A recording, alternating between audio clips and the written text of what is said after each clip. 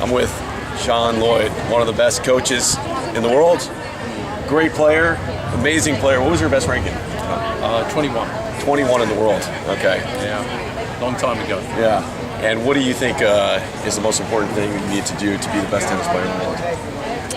Well, I think that what separates the greats from the good players, I think, is their mind, the attitude, the will to win, the thirst. Every point is vital. When you look at the great ones, they just compete better than the good players week in, week out. Yeah. I think it's the discipline. The discipline, yeah. Have you noticed the game changing when you were 21 in the world versus now? Oh, it's night and day. Night and day, yeah. The power with, we played with wood rackets, until graphite came in, and with wood rackets, when you were out wide on a ball, you'd have to, chip it back or lob, otherwise that's all you could do. Now with the, people, players hit winners from everywhere off the court, with the power of the strings and the rackets, they could do that. We couldn't do that.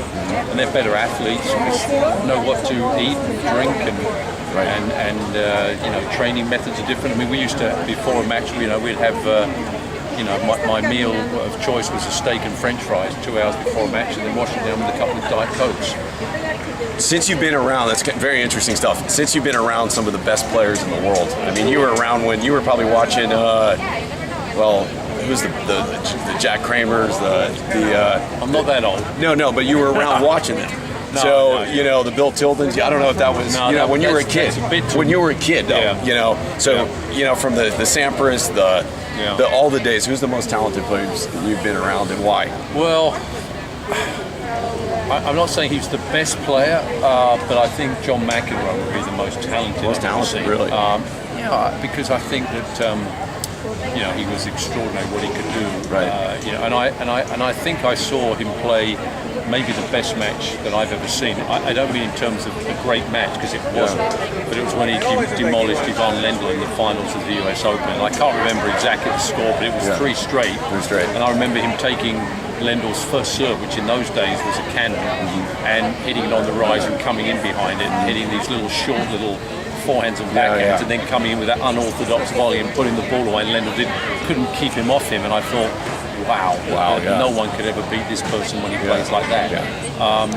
But I grew up, played against Rod Laver, and he was, in my opinion, one of the greats of all time. But and then obviously now you see the Federers, and it's just awesome. Awesome, Yeah.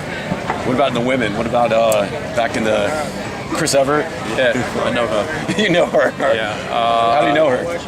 Well, I was married at one time. You were married? Yeah. That's funny.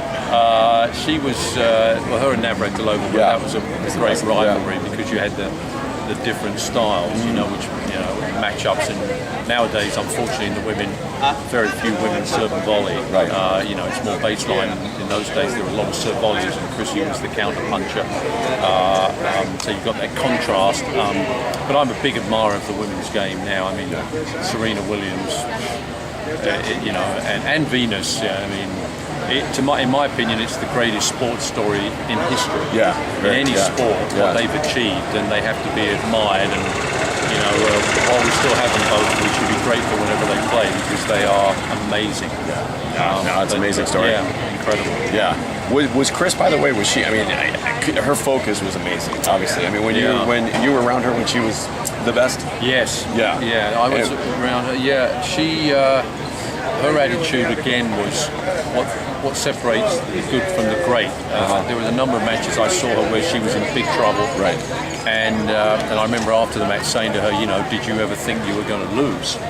And she said no. And she didn't say it in an arrogant way. She just said no. I looked across the net at my opponent, and I thought they've got to win the last point against me, and I'm not going to allow that. And her presence, scared so many of the women that played against her, because she was this steel personality on the court that every ball would come back at you over and over again, and she refused to lose. Yeah, because it's interesting. I talked to a lot of great players. I played at a good level, not at your level or Chris's, but they all have their unique routines. If you did something, if you were around Chris, because I said, man, what a mentally tough player. If you were around her and you said something the wrong way, or she must have been before a match, or before, she must have had her own unique routines, kind of like a Steffi Graf versus a Martina Hingis. Well, yeah, everybody has routines. But Yeah. the good thing, I think it's tough being married to a fellow tennis player just because of the travel and going to different places and so on. But I think one thing, it certainly helps, the career.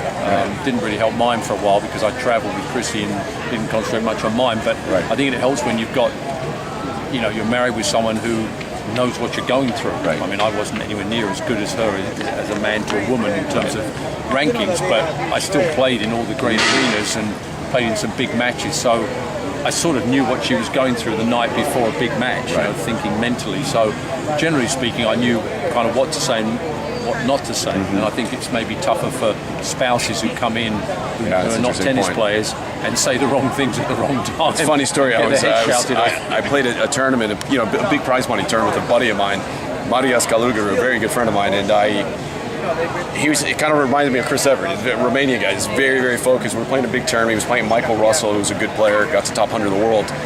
And I made a comment to him. He wasn't talking at all the night before because sometimes you have your own routines. We traveled together. I'm like, you play this guy. He plays exactly like Michael Chang. I was just giving him a tip, and he didn't talk to me literally for another 3 years. Yeah. So that's why I brought up that. That's why I asked those questions. No, you have to be. It's different routines, and that's, to be honest, that's why I think if you look at it, why these super coaches, so to speak, have come into the game now.